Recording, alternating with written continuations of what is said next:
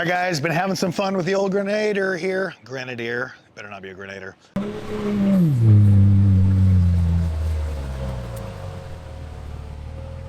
This is your daddy's Land Rover, that's for sure. Still haven't painted the bull bar because I've been using it. And we're gonna add some little tabs for our front protection and limb riser. But one thing we did is we added a cool little bolt-on bar, light bar for a couple LP6s, 9s, or whatever you wanna do on there. That actually bolts into the push bar portion of this thing. Gives you a nice solid mount because the factory mounting here is really flimsy. There are some people that make a little bracket that goes on that, really nice too, but this is a very clean, doesn't block any airflow, any of that fun stuff, and you can mount some really beefy stuff. Here's the cool thing though. Everybody knows that they keep saying you can put 35s. Oh yeah, you can put 35s in a Grenadier. Here's the lift you use. Well, we've been waiting for the iBox springs for quite a while. There's another weight rating. There's actually 2 or 3 for the front, for sure 2. A lifted spring around 2.5 inches, the rear being around 1.2, I believe. But there's also, we got a slightly stiffer spring coming because we have a winch and we're starting to add some other ancillary stuff like brush bars and all that. So I have the patience of a gnat. So I just said, screw it. We're buying some Kenda cleavers, bolted these bad boys on, 0 lift, 0 anything. When they say 35-inch tires, you guys, these measure 35. So by American standards, that's like a 36-inch tire, darn near. But it's a 35 1050. And my initial verdict on these things, love them. They're relatively, by my standards, they're very quiet down the road. By most people's standards, I think they're very reasonably quiet down the road. Fuel economy, I took it on the chin, probably not even 10%. So if I drive like a grandpa at 60 something, cruising around Denver and whatnot, just take it easy, I'm still getting 16, 17 and a half miles per gallon. Things rated for 14. If I'm getting into it, it drops hard. If I'm doing 80 miles an hour down the freeway with all this stuff on the roof and all that, then yeah, I think I'm still over the rated 14. But the beautiful thing is, unless my vehicle's a one-off, under full articulation, everything else, I'm not rubbing, I'm not hitting anything. I'm still the narrow track with the factory wheels. So far it's a double thumbs up on these guys. Really nice. And the other fun part is you're gonna see in a minute here, we're gonna take it through the tank trap, which we just got dumped on 1.5 inches of rain in like 30 minutes the other day. So it's not gonna be pretty, but it'll be fun. Other thing too, rock sliders. Mandatory. If I didn't have them, I've already got all my scuff marks starting through here. If I didn't have them, in fact, I got one from before, a little mark on the side. Even though this is only a 110-inch wheelbase, you have to. The Grenadier is just a very low vehicle. Even once we get it lifted, it's still low. With 35s, it's still pretty low. So rock sliders, for sure. We're making the steps right now. There's an actual bolt-on flat portion here. They'll go there and there. We'll have that out pretty soon, and then we're working on the production units for these guys, as well as the bull bar and a bunch of other tricks. But I will say, this thing with these Kenda cleavers on here is an absolute animal. It's extremely impressive. You'll see it for yourself here in just a little bit, but kind of 2 things I want to also touch base on for you guys who already own a Grenadier or looking at buying one. The steering, everybody bitches about the steering. I am an avid bitcher about the steering on the road, and also for rallying. If I'm trying to rally race this thing through our couch pound here, it's hard. I'm not getting it to pull back fast enough, all that.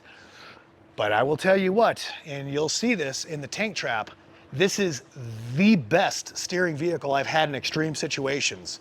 In the rock, jammed up in a hole with one wheel in there, all the way to this vehicle up on that corner, I'm easily able to go through. There's no squawking of a belt because there is no belt. It's got a direct drive motor, electric motor to that.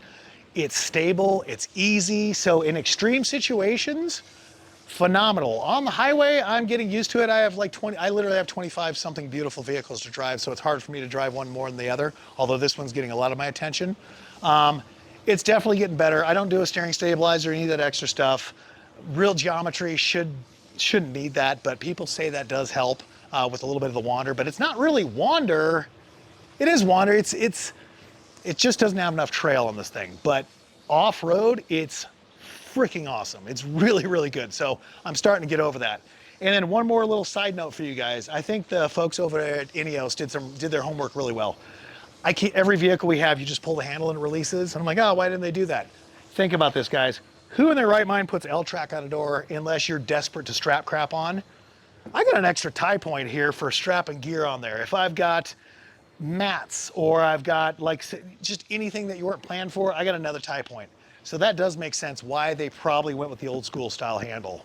I could be totally wrong, but that's what will work for me, and I guarantee at some point I'll be in a troubled situation where I need that. You go through here. I'm not loaded heavy by any means, but I got a almost full tank of water on the top. I've got tons of clearance in the rear. You don't need much of a lift on this guy, but I'm gonna show you on the rear end of this thing, what you're gonna run into is if you do bolt on a 35-inch tire, is I keep seeing people make brackets to offset this tire so I could open up the window. And I'm looking at it and I'm like, I got plenty clearance. Well, I didn't. So what they're talking about is if you come over to this side, that larger diameter tire wants to get into the way with this door right here. See how close that is? It wouldn't open before, but I can't remember who is it that, there's one company that makes one nice mount that offsets it and makes a really cool cast aluminum mount that's really neat, but it moves it over pretty far. All we did, and this is ghetto, but this works really well, we actually did washers. There's 3 studs in the back there, a conical washer, even the base of the stud's conical. We actually put 3 washers, probably spacing out 15 millimeters, maybe it's only 10 to 12 millimeters on this one, and just one on each of these, and we slightly tip this wheel out. Again, this measures a legit 35 inches in diameter, and with just doing that by kicking it slightly, which you wouldn't notice unless I told you, it clears that just perfectly. And the other nice thing too is now I've retained everything, the OEM mounting for all that stuff through there. So yeah, nice trick. It's gonna cost you guys, what is that? 1, 2, 3, 4, 5 washers at the Ace Hardware. So nice setup on that. Pretty soon here, we will have the storage system for the back of this thing. Slide out, slider, drawers, yada, yada. It'll be really neat. So I hope you guys stick around to see that from us. But now, let's go wheeling.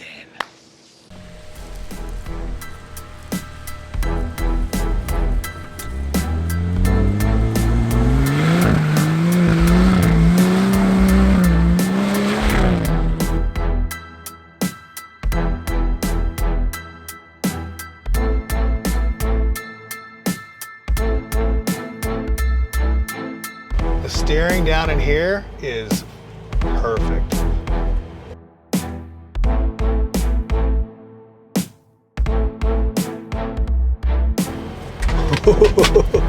Yep.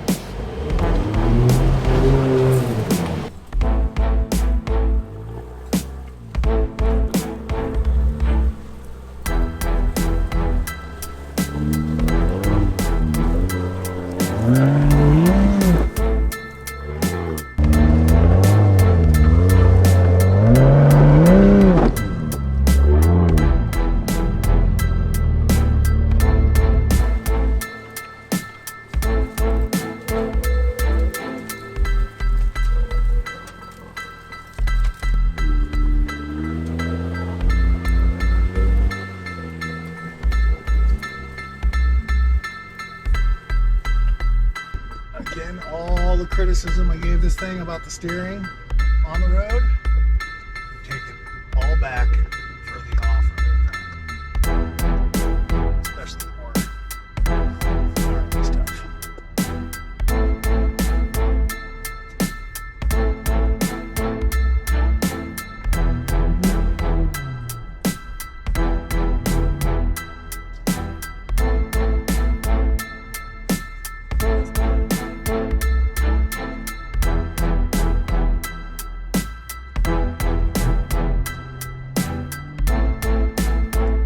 Seriously, it's a great idea.